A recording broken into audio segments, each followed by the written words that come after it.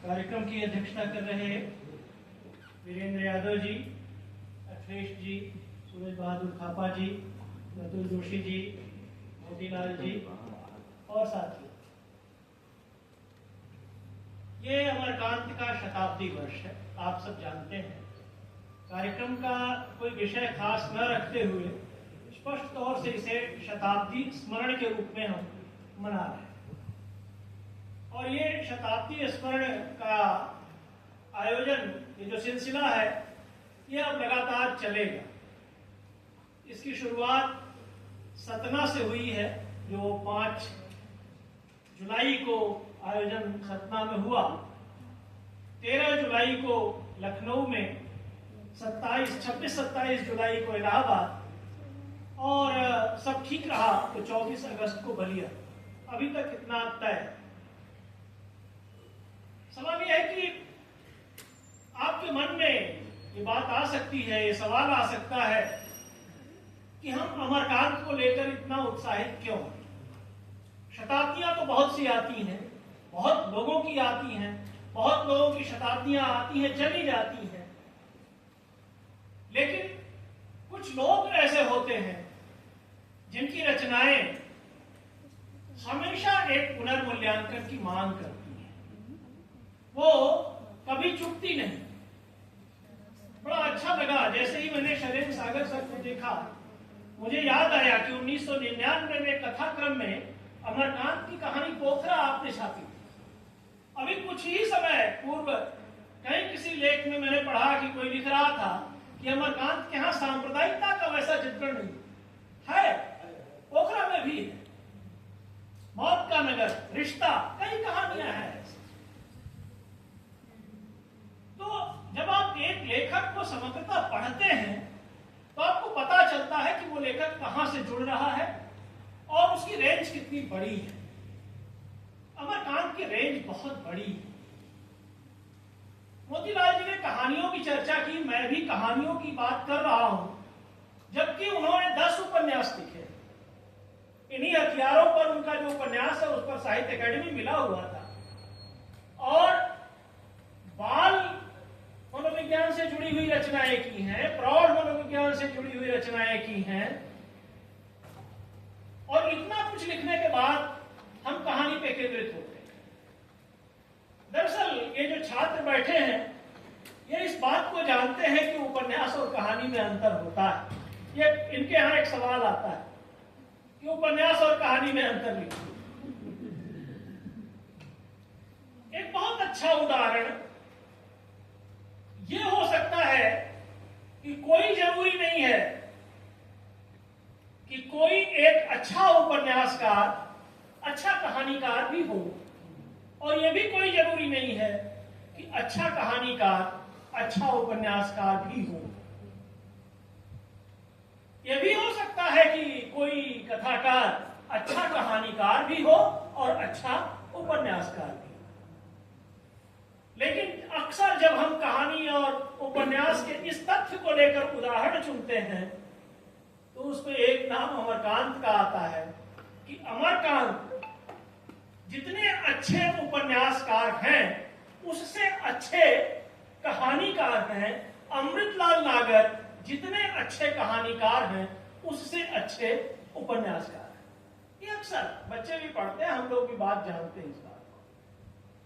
जबकि ऐसा बहुत सारे लोगों के मन में आ सकता है और इस बात से असहमत हो सकते हैं। लेकिन अमरकांत की जो बेसिक पहचान बनी उनकी कहानियों से। 1958 में आया जिंदगी और झोंक, उनका पहला संग्रह। उसके पहले, हालांकि जब वो सैनिक में काम करते थे आगरा में, तभी उनकी कहानी एक छपी जो बाद में 1954 में छपी। लेकिन पहली कहानी जो प्रकाशित रूप में उनकी आती है वो है इंटरव्यू, 1953 में। कौन सा दौर था? 1952 में आम चुनाव हो चुके थे, पंचवर्षीय योजनाएं लागू हो चुकी थी, आजादी मिले हुए 5 साल हो चुके थे। एक छोर पे रोमांटिसिज्म था और दूसरे छोर पे मोहभंग भी शुरू हो चुका था। और अमरकांत 1953 में इंटरव्यू कहानी में साफ साफ करते हैं कि उसी समय भाई भतीजावाद या भ्रष्टाचार का घुन लग चुका था और इंटरव्यू के लिए बुलाए गए लोगों में जब ये बात जाती है कि भैया जिसको चुना जाना है वो चुन लिया गया है, आप लोग जा सकते हैं, तो वे तरह तरह के भाव के साथ लौटते हैं और उनके मन में आता है कि निश्चय ही यहाँ पर कुछ गड़बड़ तरीके से चयन हुआ है। बात 1953 की। लेकिन अमरकांत यही नहीं रुकते। उनकी जब भाषा इस कहानी की सामने आती है और आगे दोपहर का भोजन, डिप्टी कलेक्टरी, जिंदगी और झोंक या हत्यारे या उससे भी आगे भौरैया को या फिर एकदम हम 2008-2009 तक की कहानियों तक जाते हैं, तो उनकी भाषा में जो शक्ति है उसको चिन्हित करते हैं नामवर सिंह। कहानी, नई कहानी जब उनकी किताब आप पढ़ते हैं तो उसमें स्पष्ट करते हैं नामवर सिंह कि हिंदी कहानी में प्रेमचंद के बाद जिस भाषा की शक्ति में विश्वास जमता है उस परंपरा से जुड़ के वो अमरकांत के है। यानी जो भाषा का स्तर है वो प्रेमचंद की परंपरा में अगर कोई जुड़ता है तो अमरकांत के है। जब हम अमरकांत की कहानी जिंदगी और झोंक के रजुआ को उठाते हैं और प्रेमचंद की कहानी कफन के चरित्रों घीसू और माधव को उठाते हैं तो ऐसा लगता है कि घीसू और माधव का सजातीय पात्र है रजुआ। और उस भाव से पूरा एक लेख ही लिखा है विश्वनाथ त्रिपाठी ने प्रेमचंद की परंपरा और अमरकांत। तो एक ऐसा कहानीकार जिसको प्रेमचंद की परंपरा में एक श्रेष्ठ कहानीकार के रूप में माना जा रहा हो, उसकी जब शताब्दी हो तो हम हिंदी वालों का ये उत्तरदायित्व बनता है कि उसको खूब याद करें और उसकी कहानियों और उसकी अन्य रचनाओं का भी पुनर्मूल्यांकन करें। आज की तारीख में जैसा प्रत्युष ने बताया, मोतीलाल ने बताया, वो डिप्टी कलेक्टरी दरअसल वो कहानी नवशांत के लिए लिखी गई थी जो विशेषांक आना था, जिसमें पुरस्कृत भी हुई कहानी। यद्यपि वो रोमांटिसिज्म का एक दौर था कहानी में, और कहानी में भी जब कथा सम्मेलन इलाहाबाद का हुआ तो 2 धाराएं बनी। कमलेश्वर में अमरकांत को कस्बे का कहानीकार कहा। एक तरफ निर्मल वर्मा, मोहन राकेश, कमलेश्वर, राजेंद्र यादव, ये लोग थे, और दूसरी तरफ अमरकांत, मार्कंडे, शेखर जोशी, भैरव प्रसाद गुप्त, भीष्म साहनी, ये लोग। ये ग्राम कथा बना नगर कथा की भी बहस उसी समय छिड़ी। लेकिन इस पूरी बहस के केंद्र में उस नई कहानी आंदोलन के पूरे उरूज के दौर में भी अमरकांत किसी आंदोलन के चक्कर में उस तरह से नहीं पड़े। इसलिए उन पे आरोप भी लगते हैं कि उनकी कहानियां ट्रैजिक नहीं है, उतनी वर्ग संघर्ष की बात नहीं करती, बल्कि पैथेटिक है। अमरकांत के यहां दरअसल स्थितियां हैं, पात्र का जो वर्णन है उस पात्र की स्थितियों का खास तौर से जो वर्णन है वो घटना का विस्तार करता है। आपने ये कहानी अभी सुनी भौरैया को,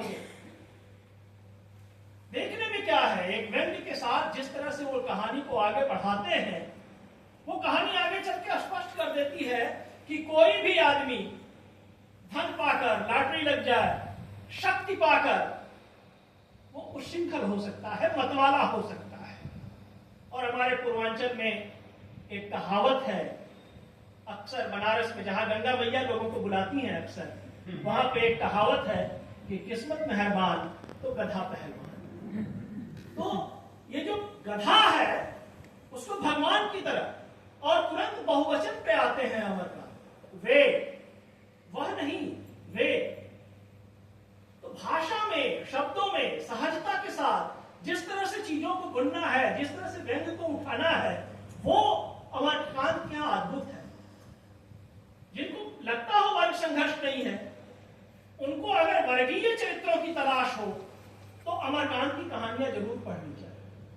मुझे लगता है कि नौकर चरित्रों को लेकर के इतनी कहानियां शायद ही किसी ने लिखी, चाहे वो बहादुर हो, चाहे वो रामू की बहन हो, चाहे वो जंतु हो, कुहासा हो, बहुत सारी कहानियां। नौकर चरित्र उनके यहाँ बहुत सारी कहानियों में मिलते हैं, रजुआ से लेकर के बलेसरा मऊगा तक, जो नया ज्ञानोदय में छपी थी कहानी। इतने नौकर चरित्र, करीब दहाई में नौकर चरित्रों पे उन्होंने कहानियां लिखी। आखिर हिंदी साहित्य के पास क्या सिद्धेश्वरी जैसा कोई चरित्र है? दोपहर का भोजन कहानी की सिद्धेश्वरी, जहां झूठ के सहारे पूरे परिवार को एक मां बांधे हुए है और अंत में उसके लिए ही खाने के लिए कुछ नहीं बचता। एक कटोरी पनियोला दाल, एक आधी जली हुई रोटी, और जब सिद्धेश्वरी एक ग्रास तोड़ के मुंह में डालती है तो टप टप आंसू उसके गिर रहे हैं। सारा घर मक्खियों से भिनभिना रहा है और दरवाजे पर साड़ी लटकी है जिसपे पैबंद लगा हुआ है, और मुंशी जी ऐसे सो रहे हैं जैसे कि अभी उनकी मकान किराया नियंत्रण विभाग से छटनी नहीं हुई है और उन्हें किसी काम की तलाश में फिर जाना नहीं है।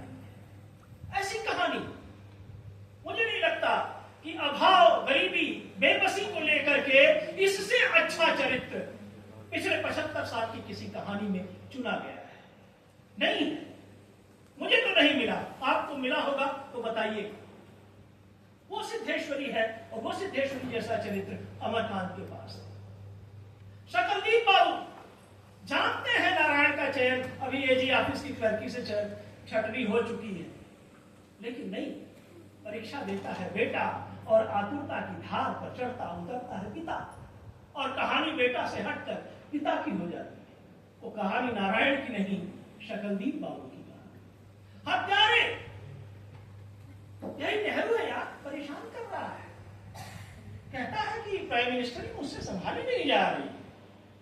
ओहो, मुझे तो कैनेडी का तार आया था, कैनेडी कह रहा था भाई प्राइम हमसे नहीं हो पा रहा है। आई सी, दो नौजवान बात कर रहे हैं, एक कैनेडी उसको फोन कर रहा है, एक नेहरू उससे बात कर रहा है कि मुझसे प्राइम मिनिस्ट्री नहीं संभाली जाती।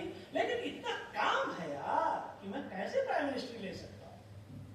ये बातचीत, ये नाटकीयता, ये शैली अद्भुत है हत्यारे कहानी की। और उसमें वे हत्यारे जो इतनी लंबी लंबी फेंक रहे हैं, उनके पास कोई काम नहीं है, कोई काम नहीं है। वे एक गरीब स्त्री के यहाँ जो एडल्टरी का उनका रोल है वो आप देखते हैं कहानी में, और उसके बाद जब वो पैसे नहीं चुकाए और भाग रहे होते हैं तो एक आदमी पीछा करता है और एक उसको चाकू निकाल के भोंक देता है। हाय राम, मार डाला कह के वो गिर जाता है, हाय मार डाला कह के गिर जाता है। और फिर अमरकांत कहानी का अंत करते हैं।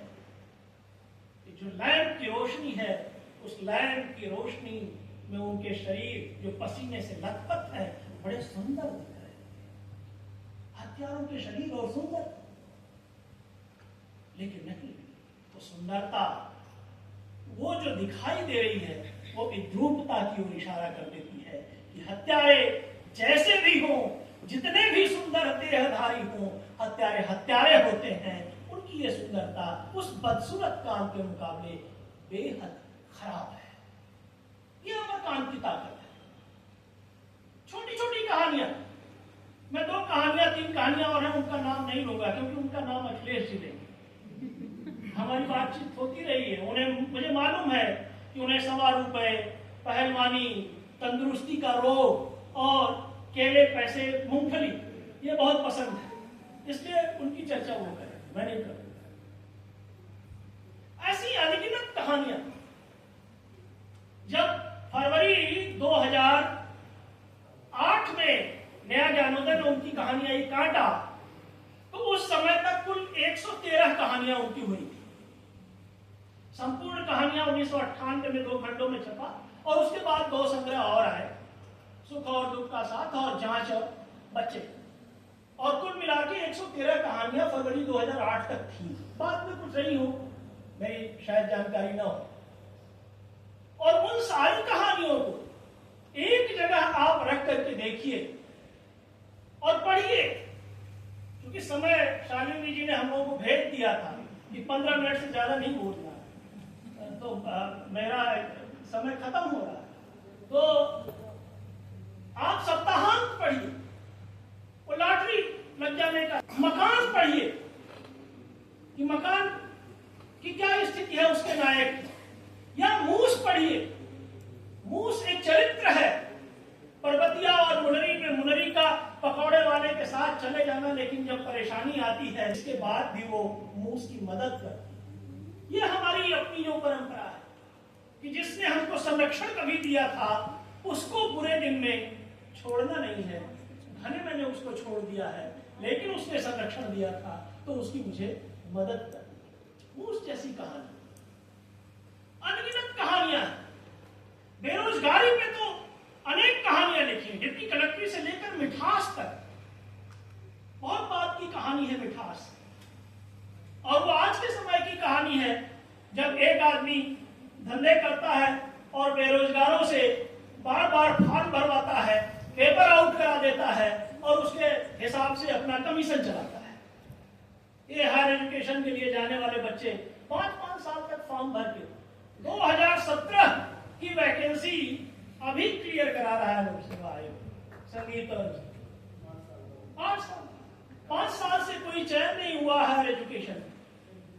तो जाहिर सी बात है, ऐसे में वे लोग निकल आएंगे जो कर्म और फल के अनुचित संबंधों का लाभ उठाते हैं, जो योग्यता का कोई मान नहीं रखते हैं। ऐसे कर्म और फल के अनुचित संदर्भों से जो निकल करके आने वाले हत्यारे हैं,